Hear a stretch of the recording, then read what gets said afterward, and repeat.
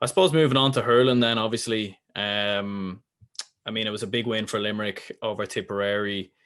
Don't think anyone could have imagined the gap being that big. I think Tipperary played quite poor throughout the game and can definitely improve on for the next qualifier game. But what were your thoughts on the game? Yeah, look, I think Tipperary are just a little bit suffering. Tipperary's club championship ended early enough, so and then you look at it, they didn't play in just the way the league went. They didn't have any league games in the hurling, and they were kind of the hurling started 2 weeks ago. They're in the third week, while Limerick, are on a good bounce after beating Clare. And yeah, they definitely had a lot. So I think it was just kind of Tipperary just weren't as sharp as Limerick, but credit is where credit is due, and Limerick really performed against Tipperary, and yeah, fair play to them. But yeah, I don't know if they get how the qualifier draw goes and the rest up. And remember last year, everyone thought Limerick was much better in Tipperary in the Munster final. Came through, had a narrow one actually over Laois. Wasn't the dominant one they expected. Beat a very good Wexford side, last year, and yeah, were favourites against Kilkenny and done what they were expected to do. So definitely wouldn't write Tipperary off right now.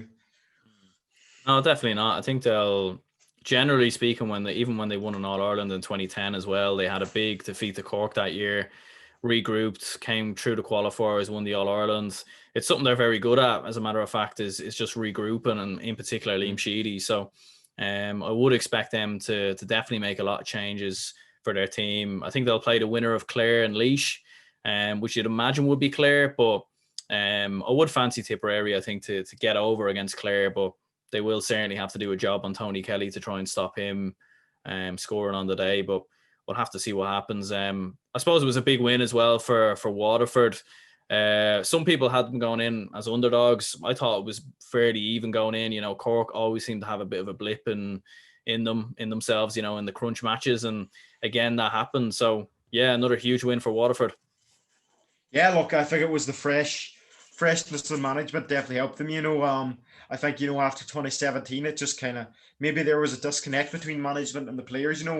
They were always a very top team. De Burka played a blinder. And Austin Gleeson to, no, yeah, and there's a few others. And yeah, there was definitely a fantastic performance from Waterford. And look, they'll have a very tough Munster final up against Limerick, but look, they're there for a reason. And Patrick Horgan obviously still performing well for Cork, and they'd fancy themselves against Dublin, but Dublin will fancy themselves against Cork. So it'll be interesting to see how that pans out. And yeah, should be a good game to watch.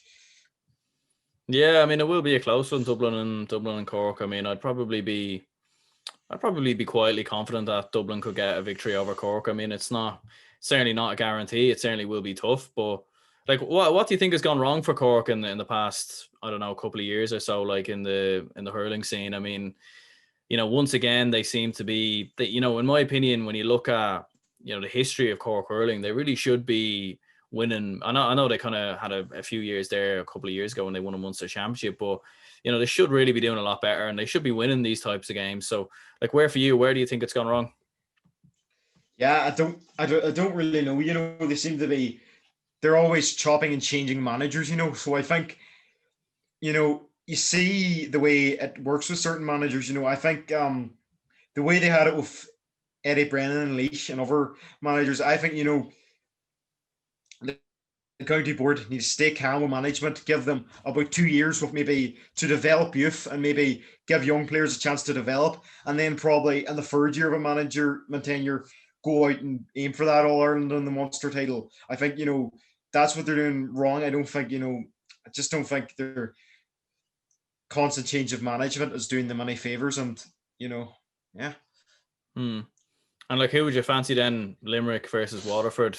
I mean, Limerick will obviously be heavily favourites, but who do you reckon will win the Munster Championship in 2020?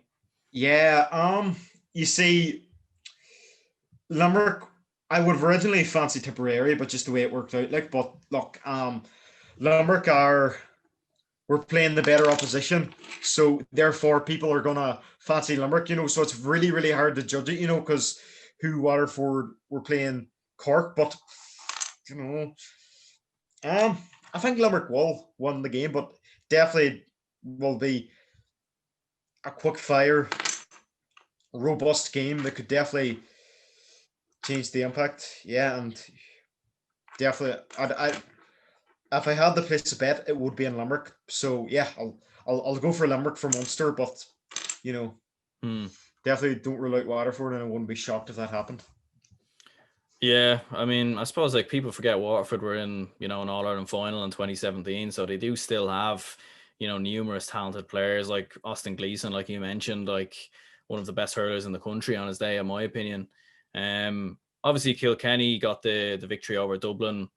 Quite a crazy game in the end, like a game of two halves. Kilkenny 16 points in front at one stage, and Dublin still managed to claw it back, but still got beat.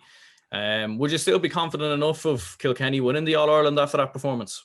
Yeah, those are the kind of performances that give teams like Kilkenny a wake-up call. We've seen it all before, against smart teams. There's teams like Offaly and even in the past that have really put up the Kilkenny of performances like that, but Kilkenny always, will go out, regroup in a Leinster final or an All-Ireland quarter final, and then they'll always come out on top and, yeah, win it all. And I think it's definitely a good one for them. And look, Dublin really would feel a bit better about maybe not closing it out.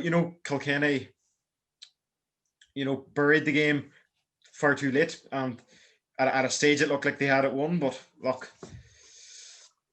Dublin are definitely going to come back stronger, and so's Kilkenny, and yeah, we could definitely see them meeting in like an All-Ireland semi-final or something, or even maybe an All-Ireland final. You just never know, but whatever.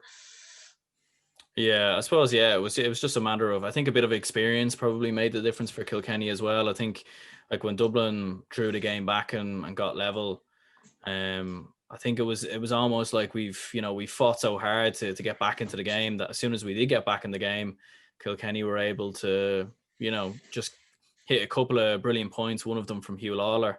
And what do you reckon for Dublin versus Cork? Like, do you think there could be a potential upset there? I mean, Cork will be slightly favourites, I'd imagine, but I don't know. Like, I'd be quietly confident that Dublin could win that game. Yeah, I'm going to make the bold statement, but I wouldn't call it a shock, but they're slight underdogs, and maybe in recent years. But if you're going on current form and the way, it's been, I think on current form, Dublin are the better team, and, I'll probably motivate them, that they probably should have beat Kilkenny, that they'll go out and then get that one over Cork, but, Cork, losing to Waterford in that style, it definitely, might be the wake-up call Cork need. And yeah, look, I think they're definitely going to regroup, and I think, it's going to be a very, very tight game, and maybe extra time or penalties. Definitely won't rule either of those out, but definitely something to look forward to. Yeah, like I suppose with Cork, obviously, their main target man is obviously Patrick Horgan. So be interesting to see how Dublin deal with him, because in that game versus Kilkenny, Dublin struggled quite a lot to handle TJ Reid. James Madden was on him early on. Owen O'Donnell should have really marked him, didn't pick him up. So it'll be interesting to see how they deal with Patrick Horgan in this game. I feel like if they don't pick him up quite early on, and Cork build up a massive lead, or Patrick Horgan has a field day, then it could be tough. But, we'll have to kind of wait and see. Owen Cadigan might be back in the Cork team, but yeah, I'd be quietly confident as a Dublin fan that we would actually be able to beat Cork. Maybe it's been slightly hopeful, but I reckon we can definitely do it. Obviously Galway, that was a big win over Wexford in the end. Do you think Galway have been underestimated a bit? I mean, I know Buff Egan reckons Galway will win the All-Ireland. Yeah. And he might be right. Maybe they have been underestimated in many ways. Yeah, well, he predicted Tyrone to win the Football All-Ireland, so he's not exactly going to give me the winning lotto numbers anytime soon. But yeah, look, people laughed at him, but look, they went out, they really, really performed. I don't know what it is. I think maybe the fact that Joe Canning's back from injury, he wasn't their best even player for the team, but definitely the way they probably performed, and he's probably a kind of presence in the team. And yeah, they really, really man-marked Lee Chin, the way, they had about 3 or 4 men on Lee Chin every time, O'Connor got a lot of good points for Wexford, and the first half an hour, it really, really looked to be a really even contest and exactly what we were expecting it. But whatever, that the Galway's new management, has started off with a win, and I definitely think, they're going to be going into the Kilkenny game as slight favourites in 2 weeks' time, I believe. So definitely exciting times ahead for Galway hurling. And look, people forget, they've reached 2 of the last 3 All-Ireland finals, just because Dublin knocked them out last year in that shock, does not mean they are finished. They are anything but the finished article. And, you look at some of their younger players too, they're definitely a team to look out for. And yeah, Sam could be coming back to the tradesman. Or Liam. Yeah. Not sure about Sam, but who knows? Yeah. Like Galway, definitely very impressive in the game without doubt. I don't think Davy Fitz was too impressed though. I mean, what did you make of his comments? I mean, look, listen, one of the things I love about Davy Fitz is he doesn't hold back. He just speaks his mind. Sometimes quite controversial, but what did you make of his comments after the game? Yeah, look, David Fitzgerald, he's a breath of fresh air, and I think even the Wexford players were expecting those kind of comments, they have those opinions themselves, that they didn't really perform to their highest standards, and they're definitely going to maybe, I don't know if it's going to benefit them or not that they got the bye in the draw, but maybe it's going to keep them fresh, and get it really heading for them. But yeah, look, wherever they face like a Dublin, Clare or Cork or even a Laois, they're definitely going to need to up their game to perform, but this was probably, this year, if anything, is their best chance to win in All-Ireland. So they're definitely not going to take no for an answer, and they're going to come back stronger. But we'll see. It'll be interesting to see how they get on the qualifiers, and then, maybe if they get a good one over the qualifiers against maybe slightly weaker opposition, that could give them the momentum they just need, and maybe that's what they've been lacking. Yeah, I suppose you might have a point there, definitely. I think with Wexford, like one of the things is they don't really have I know Lee Chin is probably one of their top players, but they don't really have like a Patrick Horgan or a TJ Reid or someone who's going to score, 110, 112 in a game. And I think that's maybe one of the reasons why, they can be quite low scoring. I suppose their system as well, they don't play 15 on 15. So that could also be why. But I think how it's going to work is I think Wexford will actually play the winner of Dublin Cork. So, they probably got the easier side of the draw in some ways.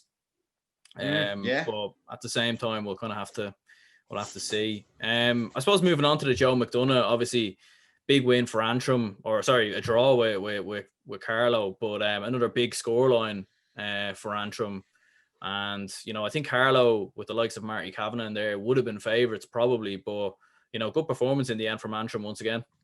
Yeah, look, Carlow won the Joe McDonagh 2 years ago, they have the experience, and they probably should have got at least a point last year in the Leinster Championship, but it's just the way they probably lacked experience. But look, they were always coming in, but I think, fair play to Antrim, they really, really put it up to Carlow, and yeah, getting a draw against, the favourites of the competition is always a good thing. And, they got a good one over Westmeath the week again before. So look, Antrim really will have their sights set on the Joe McDonagh Cup. And yeah, look, I think, as a Donegal fan, I don't see us competing in Liam anytime soon, but, so hopefully, for the sake of Ulster hurling, you'd love to see Antrim up. They're competing in the Leinster Championship, and playing the likes of Kilkenny and Galway every weekend. So yeah, I hopefully, and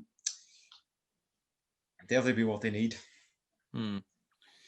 Yeah, and I suppose Kerry will probably be their, maybe their closest challengers now. I mean, it was a big win for them as well, like with Shane Conway hitting 112.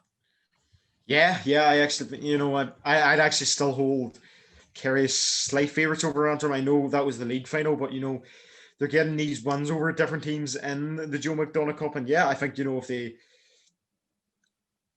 can win in the Joe McDonagh Cup. I think they're good enough.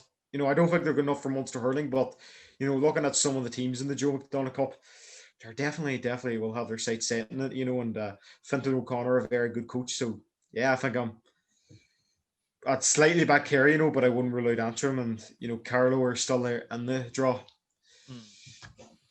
And then I suppose kind of finishing up, Donegal, we were speaking about the game versus Armagh and the Nicky Rackard Cup last week. I suppose it was a big win in the end for Donegal. Yeah, look, 10 points against Armagh, and we had Danny Cullen and Davin Flynn, a former Tipperary minor. They came back into the team. They just couldn't commit to the weekend beforehand against Longford. You need that big game experience to help us, but obviously Mayo are a well-established Division 2B team. We're a bit of a yo-yo team between the 3A and Division 2B. So that's always the big challenge in the Nicky Rackard final. But look, after winning Armagh, our confidence will be high, but you definitely couldn't rule out Mayo, and they've, good halfbacks like Cathal Freeman, who you can listen to on episode 7 of my podcast. And yeah, there's a few other good players for Mayo, and Tullaroan, one of the best hurling teams in Connacht. So definitely a tough team to beat. And yeah, hopefully we can notch it and go back to Christy Ring hurling next year. Yeah, I'd probably fancy Donegal from here, especially after a very commanding performance against Armagh. So you'd probably fancy Donegal from there. Well, yeah, I suppose what we'll do is we'll wrap this up here anyway. I'll link down the GAA Zone podcast in the comments down below for anyone who wants to check it out. And yeah, cheers for your time, Patrick. Yeah, thank you.